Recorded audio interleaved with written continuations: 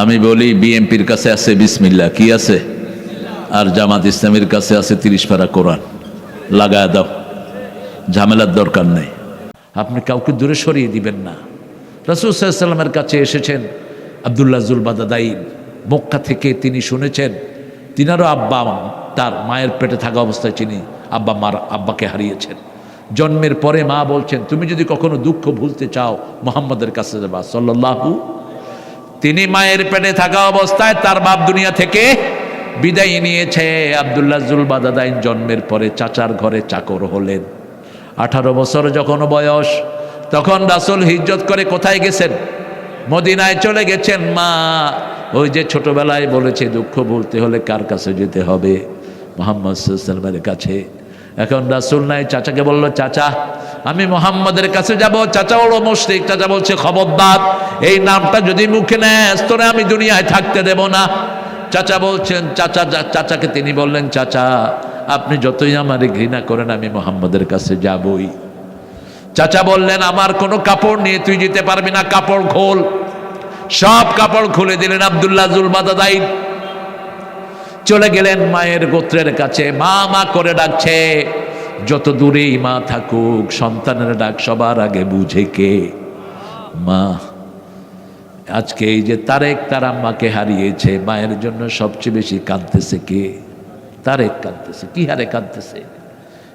এটাই হলো বিনা তারের সম্পর্ক। বিনা তারের সম্পর্ক। বিদেশে বিরাজ্যে যার পুত্র মারা যায়, পশু পাখি না জানিতে আগে জানে মা। এটা বিনা তারের সম্পর্ক। দেখেন রেল লাইনের পাশে মা শুয়ে থাকে, রেলের আওয়াজে মায়ের ঘুম ভাঙে না, কিন্তু সন্তান যখন দুধের জন্য কাঁদে মা কি করে? লাফ দিয়ে ওঠে। যখনই মা মা বলে ডেকেছে, ভিতর থেকে মা উকি দিয়ে দেখে এক উলঙ্গ যুবক। মা চোখ দেখে বলছে, বাবা তোমার ডাক শুনে মনে হচ্ছে তুমি আব্দুল্লাহ, কিন্তু তোমার এই অবস্থা কেন? বলছে, মা আমি আপনি বলেছেন মুহাম্মদ সাল্লাল্লাহু আলাইহি ওয়াসাল্লামের কথা, মুহাম্মদ সাল্লাল্লাহু আলাইহি ওয়াসাল্লামের কাছে যাওয়ার জন্য এসেছি। চাচা আমাকে মারধর করেছেন, এখন যখন ফাইনালে আমি চলে যাচ্ছি আমার কাপড়গুলো তিনি খুলে রেখেছেন।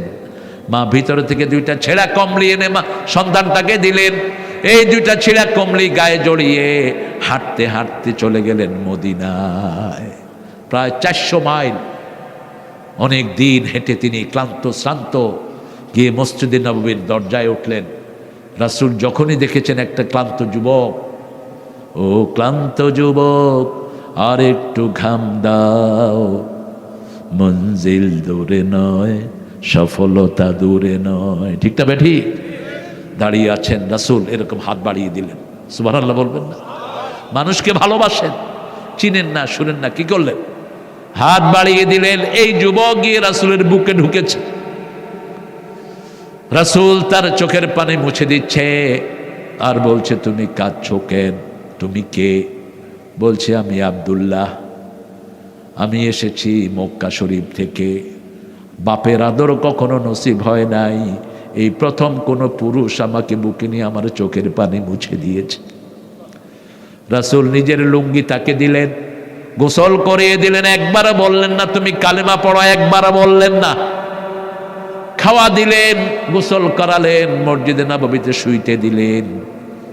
আব্দুল্লাহ দেখে সাহাবায়ে কেরাম নামাজ পড়ছেন। নাম ছিল আব্দুল উজ্জা। কি নাম? আব্দুল উজ্জা। তিনি বলছেন, ইয়া রাসূলুল্লাহ আমি ওরকম নামাজ পড়বো, ওরকম উঠবস করব। রাসূল বললেন সাল্লাল্লাহু, তার আগে পড়তে হবে লা ইলাহা ইল্লাল্লাহু মুহাম্মাদুর রাসূলুল্লাহ সাল্লাল্লাহু। আজকে ভালোবাসার লোকের বড় অভাব। ঠিক না ঠিক? আমাদের ইমামদের হৃদয়টা বড় করবেন। একটা ছেলে একটা মেয়ের সাথে উল্টাপাল্টা করেছে, পিতামাতা ইচ্ছে মতো পিটাইছে তারে, এরকম ঘটনা আছে না নাই? এরপরে ত্যায্য করে দিছে, আছে না? কেন? ইয়াকুব আলাইহিস সালামের 11 ভাই মিলে ইউসুফ আলাইহিস সালামকে কোথায় ফেলাইছে? ত্যায্য করছে। ত্যায্য করছে। তা আপনি ত্যায্য করেন কেন? বের করে দিলে তো আরো খারাপ হলো। আপনি প্রথম থেকেই আপনি ছেলেটাকে দ্বীন শিখান, ছেলেটাকে ইসলাম শিখান, পর্দা শিখান। ঠিক না ঠিক? দোষ আমাদের আছে না নাই? আপনি তারপরেও তো দেখেন আলী এত জ্ঞানী মানুষ পছন্দ করে বসে আছে কাকে? ফাতেমাকে। কাকে? ফাতেমাকে। ফাতেমাকে গিয়ে বলছে আই লাভ ইউ ফাতেমা, বলছে তো কুত্তার মতো করবি কেন এরকম? এটা ভদ্রতা না। রাস্তাঘাটে একটা মানে আই লাভ ইউ কুটকুটি, ওয়াই मैं तुझे प्यार करता हूं। আরে তুই প্যার করবি, তুই এটা ভিতরে ঢাক। তোর একটা মেয়েকে পছন্দ হয়েছে, এখন তার বাপকে প্রপোজাল পাঠা, ঠিক না? বা ঠিক? আলী ধরুন আবু বকরকে ধরলেন। কাকে ধরলেন? আবু বকরকে ধরলেন। ইয়া আবা বকর, আপনি হলেন ফাতেমার নানা, আমাদেরও নানা, আমাদের চাচা। আপনি একটু রাসূলকে বলেন আমি ফাতেমাকে পছন্দ করি। রাসূলকে গিয়ে বলছেন আবু বকর যিনি রাসূলের পরেই মর্যাদা রাখে। আল্লাহু আকবার। একদিন রাসূল বলছেন আকাশে যত তারা, আলীর আমল ওমরের আমলগুলো আকাশের তারার মতো। সুবহানাল্লাহ বললেন না? আয়েশার মনটা খারাপ। রাসূল বললেন আয়েশা মন খারাপ কেন? বলছে আমার আব্বার ব্যাপারে তো কিছু বললেন না। বলছে শোনো আয়েশা, হাজার তারা মিলে যেমন চাঁদ হয় না, তোমার আব্বার আমল হলো হাজার চাঁদের মতো। শোনো আয়েশা, আমি হলাম সব নবীদের নেতা, আর দুনিয়ার সব মানুষের নেতা হলো আবু বকর। আমি যদি কাউকে প্রাণের বন্ধু হিসাবে নিতাম আবু বকরকে নিতাম, কিন্তু প্রাণের বন্ধুর নাম কি? আল্লাহ। আসল বন্ধুর নাম কি? আল্লাহ। সেই আবু বকর রাদিয়াল্লাহু আনহু রাসূলকে বড় বেশি ভালোবাসতেন। রাসূলের জন্য এত কোরবানি তিনি দিয়েছেন, অন্য কেউ এত কোরবানি দিতে পারে নাই।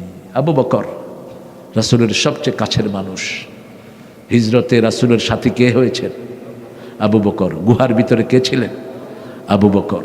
জান্নাতে ওনার পাশে কে থাকবেন? এই আবু বকর। আল্লাহ ওনার মতো আমল করার তৌফিক আমাদেরকে দেন। রাসূল একদিন জিজ্ঞেস করলেন আজকে কে কর্জে হাসানা দিয়েছো? তিনি হাত তুললেন।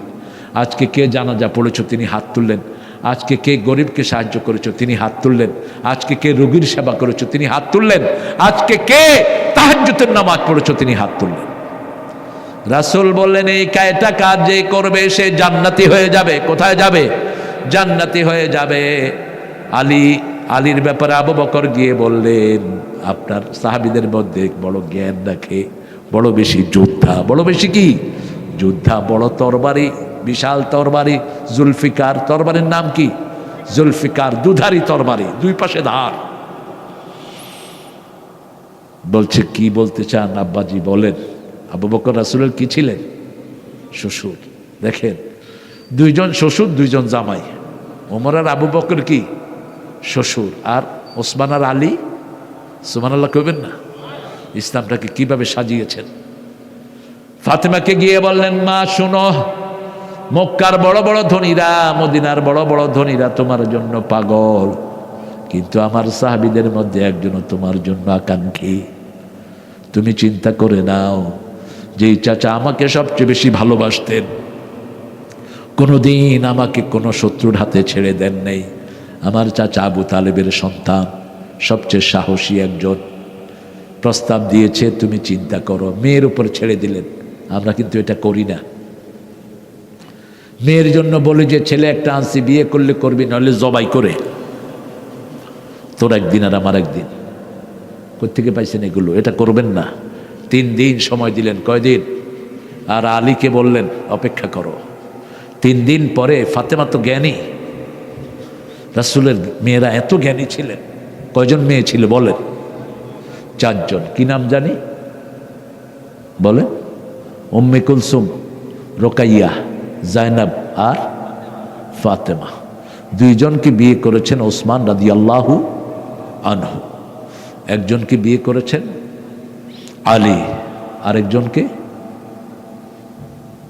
কোন? আরেকজনকে বিয়ে করেছেন ওসমান। তো 2 জনকে করেছেন। আলী একজন, আরেকজন ওনার স্বামী মারা গেছেন, উনিও মারা গেছেন মক্কা থেকে আসার আগেই। আবু লাহাবের ঘরে ছিল 2 জন। কয়জন? আবু লাহাবের 2 ছেলে রাসূলের জামাতা ছিলেন। যেদিন কালেমা পড়েছেন সেদিন এক ছেলে এনে রাসূলের সামনে মেয়েকে ধাক্কা দিয়ে বলে তোর মাইয়ারে তোর উপর তালাক দিলাম। রাসূল আকাশের দিকে তাকালেন আর বললেন, বাপ না, মনে কষ্ট লেগেছে কি লাগে নাই?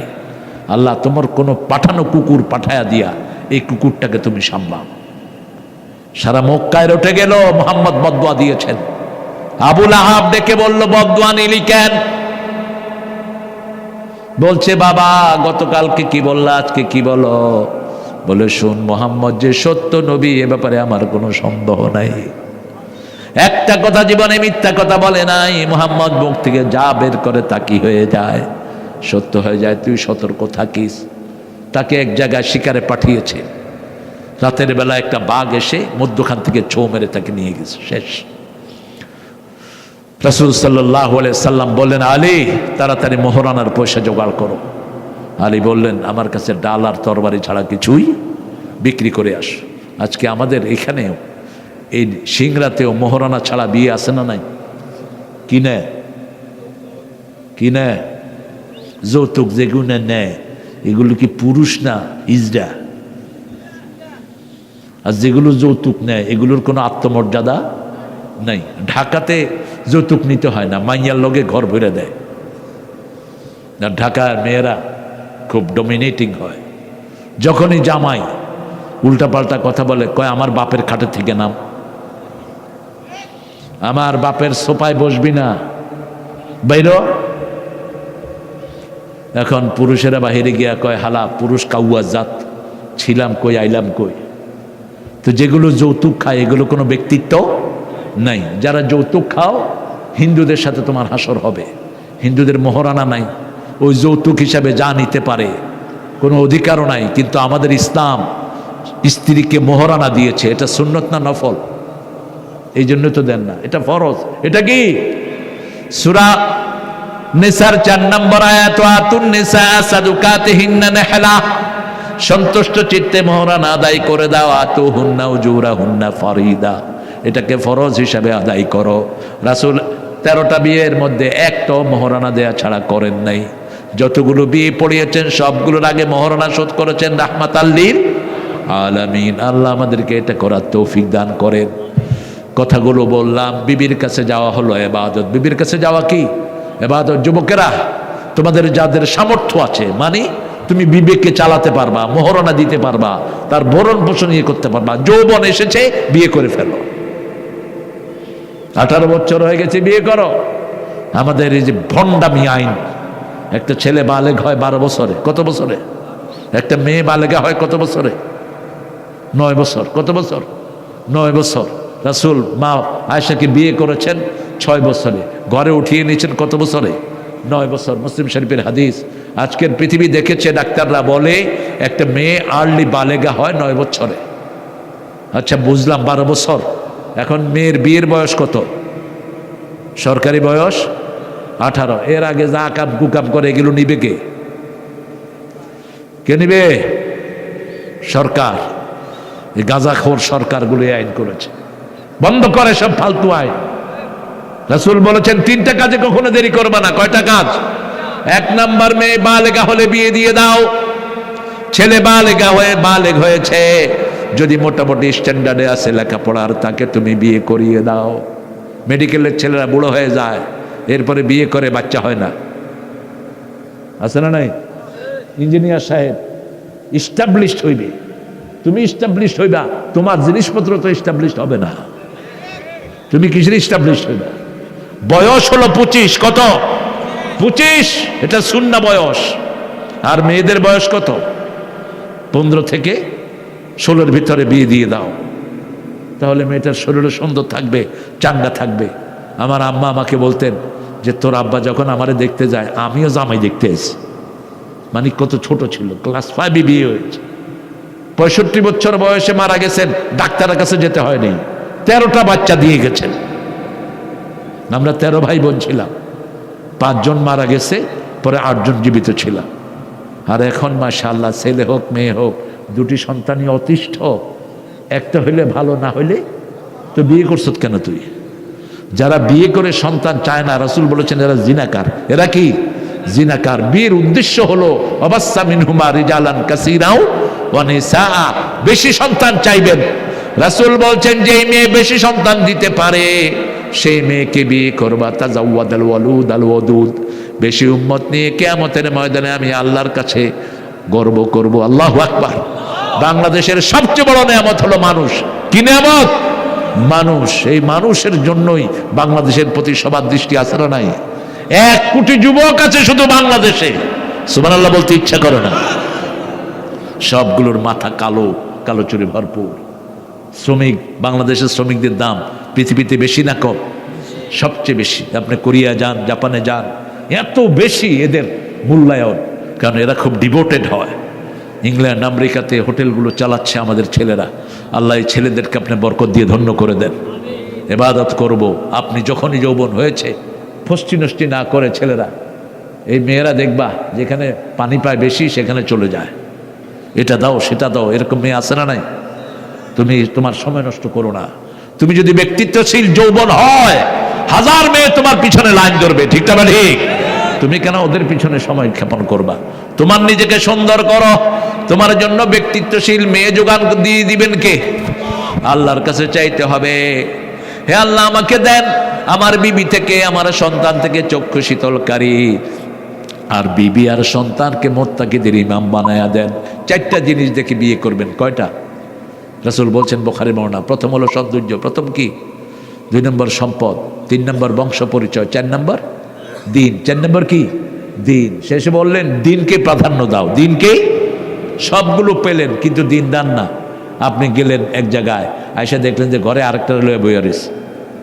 এরকম ঘটনা আছে না নাই? আপনি গেছেন অফিসে, মাইয়া টিকটকে বেরিয়েছে, এখন নাই।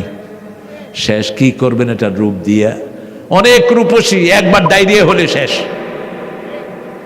বিশ্ব সুন্দরী 2বার ডায়রিয়া হলে বিশ্ব পেতনিও না, কুত্তাও তাকাবে না।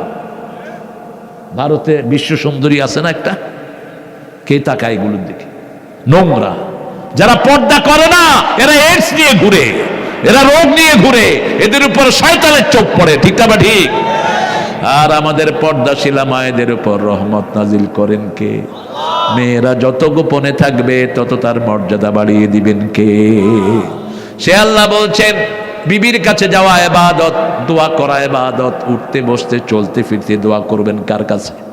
আল্লাহর কাছে। যত বেশি চাইবেন তত বেশি পাবেন। সবচেয়ে বেশি চেয়েছেন রাহমাতাল লিল আলামিন। ইবাদত আমরা করলে কি লাভ? আল্লাহ বলছেন ফালিয়াবুদু, পড়েন ফালিয়াবুদু রাব্ব হাদাল বাইত আল্লাযী আত'আমাহুম মিন জু'।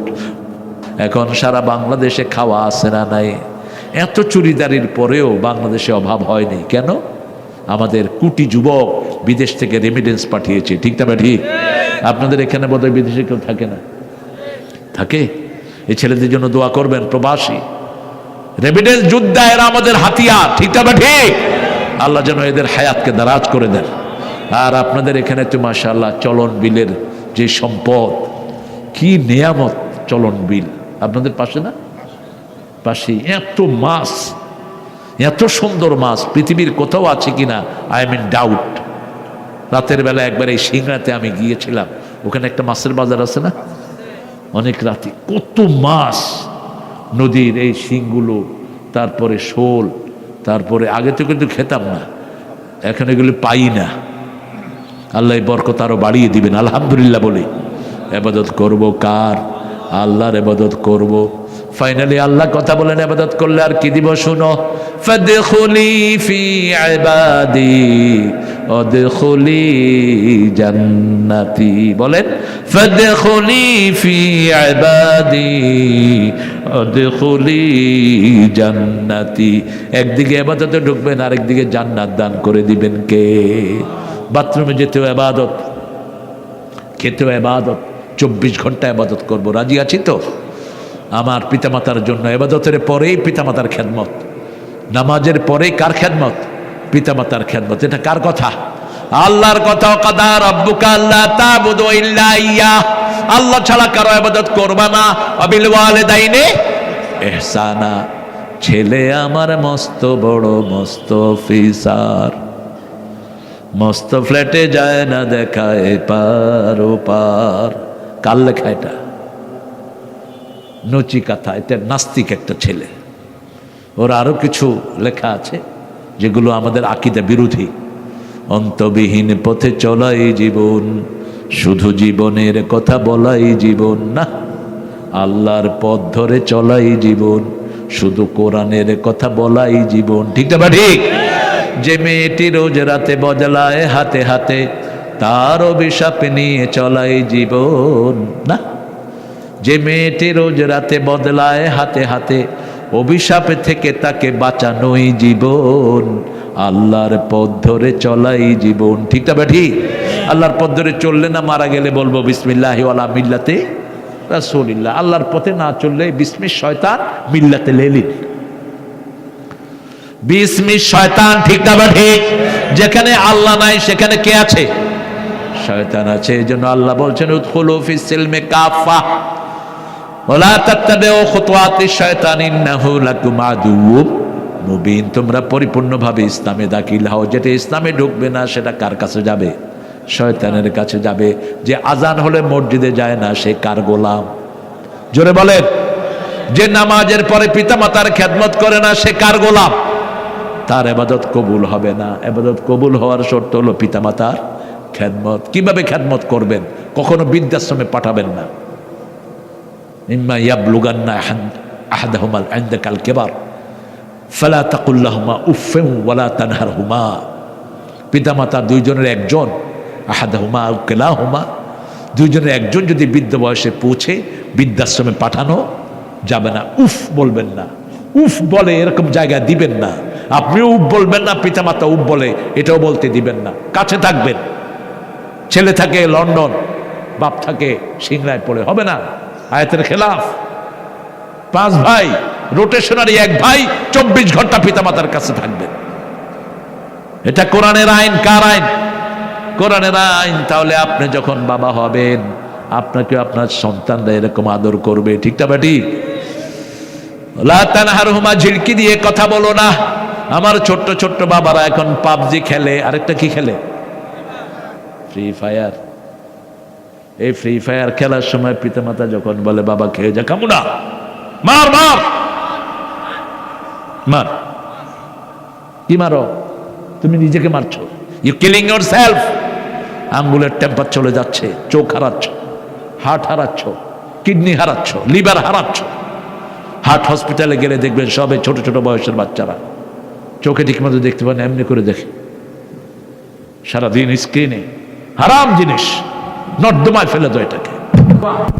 পিতামাতার দোয়া 2 নম্বর হলো গোপনে কোনো গুনাহ করা যাবে না। গোপনে গুনাহ করলে এমন ধ্বংস নেমে আসে, ওই ধ্বংস থেকে আপনাকে উদ্ধার করার ক্ষমতা কারো নাই।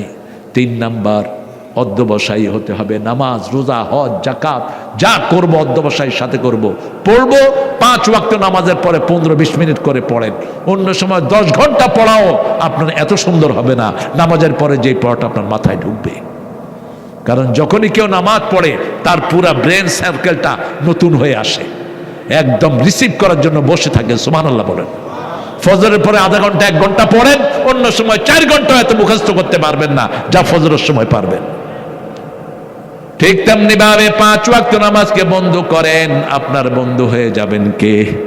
আত্তাইবুন আল আবিদুন আল হামিদুন। প্রশংসা করব কার? প্রথম প্রশংসা হবে আল্লাহর। সৃষ্টি করেছেন কে? রেফারেন্স সূরা লোকমানের 14 নম্বর আয়াত। ওয়া ওয়াসাইনাল ইনসানা বিওয়ালিদাইহি হামালাতুহু উম্মুহু ওয়াহানান আলা ওয়াহান ওয়া ফিসালুহু ফি আমাইন আনিশকুরু লি ওয়া লিওয়ালিদাইক ওয়া ইলাইয়াল মাসির। আল্লাহ বলছেন ও দুনিয়ার মানুষ, 2 জনের ব্যাপারে ওসিয়ত করছি। একজন তোমার মা, আরেকজন তোমার বাবা। পেটে ধারণ করেছেন কে? কষ্ট সয়েছেন কে? 2 বছর দুধ পান করিয়েছেন কে? এই কথাগুলো কোরআনে বলে দিয়েছেন কে? আমার শুকরিয়া আদায় করো, পিতামাতার শুকরিয়া আদায় করো, কারণ ফিরে যেতে হবে কার কাছে? যেখানে মানুষ যা করে সেটাই সে জোরে বলি আমিন। আমরা প্রশংসা করব 3 নম্বরে বিবির। কার? বিবির। প্রথম আল্লাহর, দ্বিতীয় আব্বা আম্মার। দ্বিতীয় কার?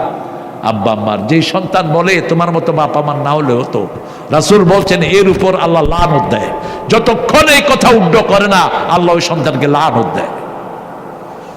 তোমার মতো মা না হলেও হতো, এই সন্তান হলো অভিশপ্ত সন্তান। কি সন্তান?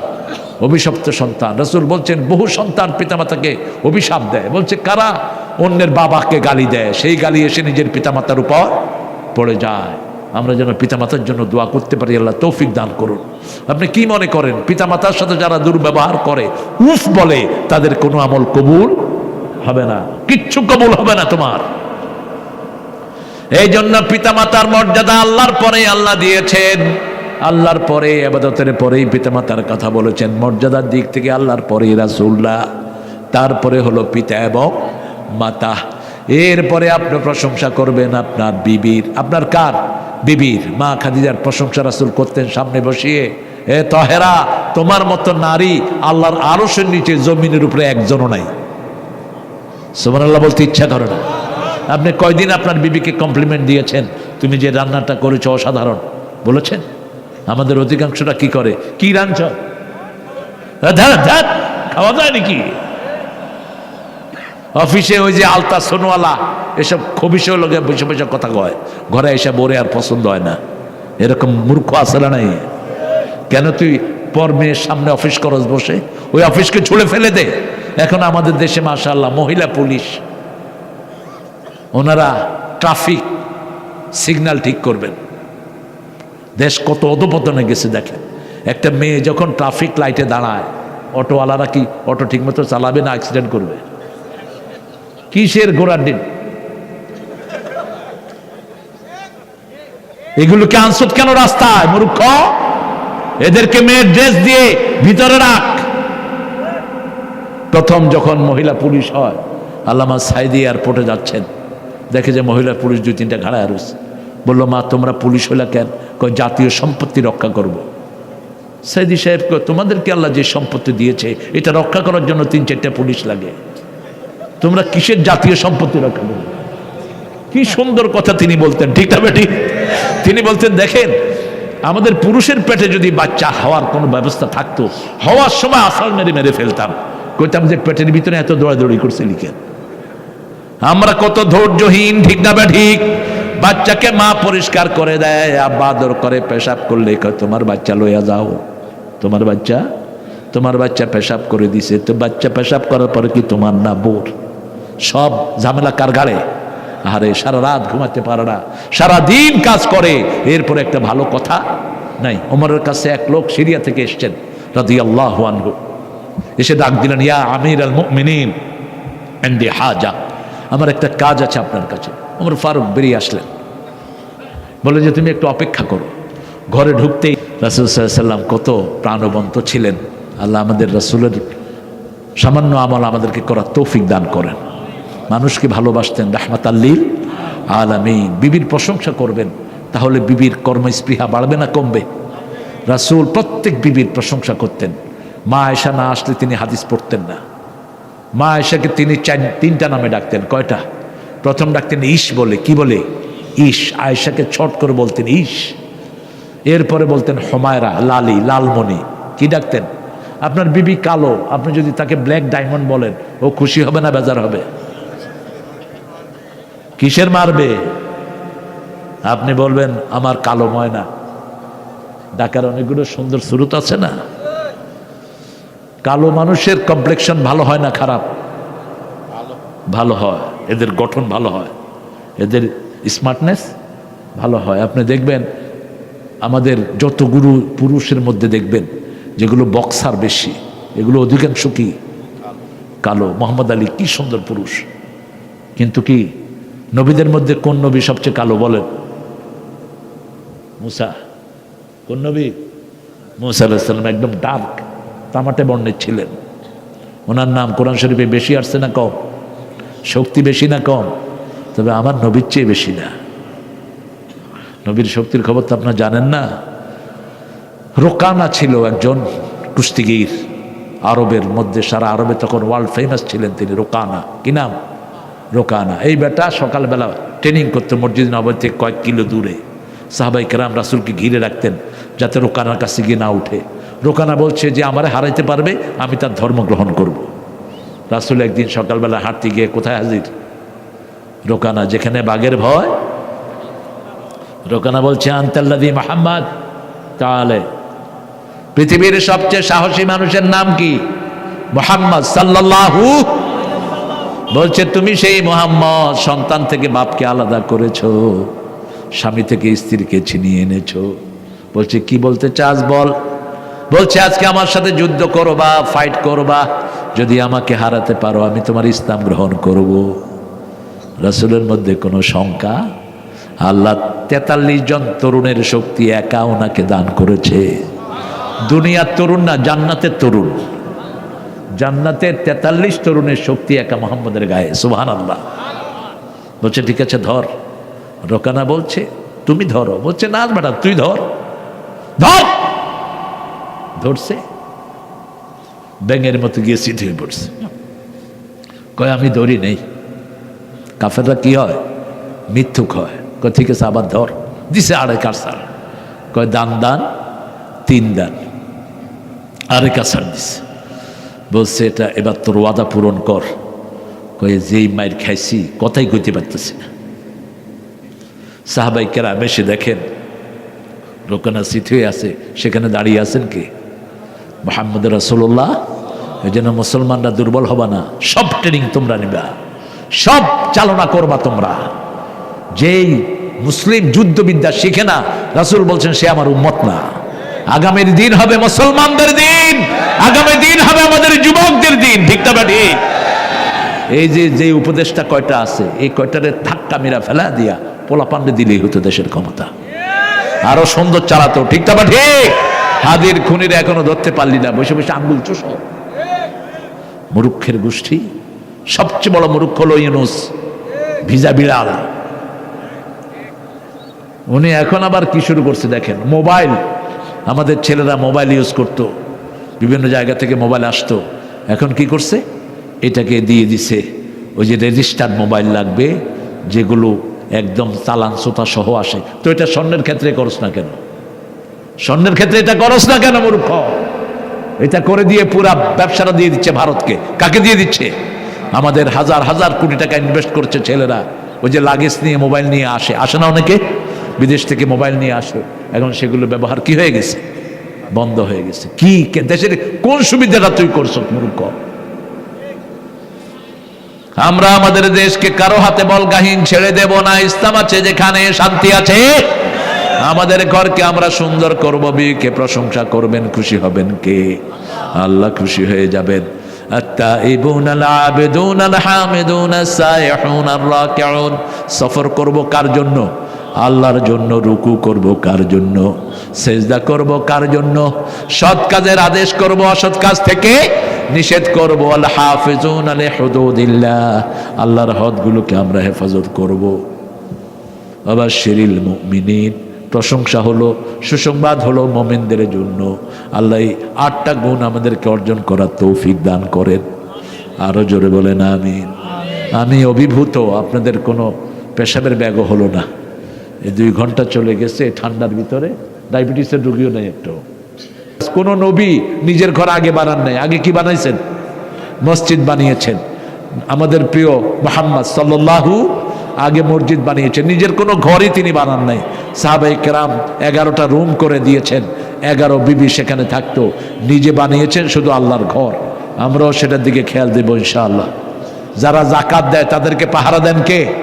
আল্লাহ পাহারা দিবে। আপনাদের রোগ বালাই থাকলে ভালো হয়ে যাবে। আর সৎকাত তারুদ্দুল বালা। মৃত্যুর আগে প্রত্যেক মানুষ নবীরা ছাড়া একটা আফসোস করবে। সূরা মুনাফিকুনের 10 নম্বর আয়াত, লাউলা আখারতানি ইলা আজালিন করিব ফাসাদদাকা ওয়া কুম মিনাস সলিহিন। হে আল্লাহ, আপনি যদি আমাকে আর একটু সময় দিতেন, আমি সদকা দিয়ে ভালো মানুষ হয়ে আসতাম। সদকা যারা দেয় না তারা ভালো মানুষ হয় না। সব নবীরা সবচেয়ে বেশি সদকা দিয়েছেন, এই জন্য সব নবীরা পৃথিবীর সর্বশ্রেষ্ঠ মানুষ হয়েছেন। আলহামদুলিল্লাহ, আল্লাহ কবুল করুক। এরা আমাদের সামনের ভবিষ্যৎ ইনশাআল্লাহ। যেই মসজিদে বাচ্চা থাকে না, ওই মসজিদ হলো কবর, ওই মসজিদ কবরস্থান। এটা টার্কির সব মসজিদের সামনে লেখা, উইদাউট চাইল্ড মস্ক ইজ গ্রেভিয়ার্ড। মস্ক হলো কবরস্থান। আপনারা বাচ্চাদেরকে, 7 বছরের বাচ্চাদেরকে মসজিদে নিয়ে আসবেন, বাচ্চারা আমাদের নেক্সট জেনারেশন, ঠিক না বা ঠিক? এরা মসজিদের হাল ধরবে। কোনো বাচ্চাকে মসজিদে আসলে চোখ গরম করবেন না, সুন্নার খেলাফ। কোনো বাচ্চার সাথে দুর্ব্যবহার করবেন না। রানু ভাইয়ের পক্ষ থেকে আরেকজন ভাই দোয়া চেয়েছেন, আমরা প্রত্যেকের জন্য দোয়া করবো। আল্লাহুম্মা আমিন। লা ইলাহা ইল্লা হুয়াল হালিম সুবহান রাব্বিল আরশিল আযীম। আল্লাহুম্মা সাল্লি ওয়া সাল্লিম আলা নাবিয়িনা মুহাম্মদ ওয়া আলা আলিহি ওয়া সাহবিহি আজমাইন। ربنا ظلمنا أنفسنا وإن لم تغفر لنا وترحمنا لنكونن من الخاسرين ربنا آتنا في الدنيا حسنة وفي الآخرة حسنة وقنا عذاب النار। আকপাড়া শেরকুল উত্তরপাড়া জামে মসজিদের উন্নয়ন কল্পে আজকে এই মাহফিলে বসে হাজার হাজার নরনারী প্রচণ্ড শীতের ভিতরে ভিক্ষার হাত তুলেছি। আমাদের জীবনের গুনাহগুলো মাফ করে দাও। আজকের নামাজ, আজকের রোজা সহ সারা জীবনের ইবাদত কবুল করো। তার সওয়াব সোনার মদিনায় রাসূলের রওজায় পৌঁছিয়ে দাও। এ পর্যন্ত এলাকায় যত মানুষ দুনিয়া থেকে বিদায় হয়েছে সবার রুহে সওয়াব পৌঁছিয়ে দাও। বিশেষ করে আমরা যারা হাত তুলেছি, অনেকের আব্বা নাই, অনেকের আম্মা নাই, আব্বা আম্মার কবরকে জান্নাতের বাগান বানায়া দাও। আমাদের বাপ-মা যাদের অসুস্থ, শাফা নসিব করে দাও। রব্বির হামহুমা কামা রাব্বায়ানি সগীরা। আল্লাহ নবীর পক্ষ থেকে আরো যারা যারা দোয়া চেয়েছেন প্রার্থীরা সবাইকে আপনি কবুল করেন। বাংলাদেশের আগামীর পার্লামেন্টকে ইসলামের পার্লামেন্ট বানায়া দেন। বিশেষ করে বিসমিল্লাহ দিয়ে যেন বিএনপি দেশ গঠন করতে পারে সেই তৌফিক তাদেরকে দান করে দেন।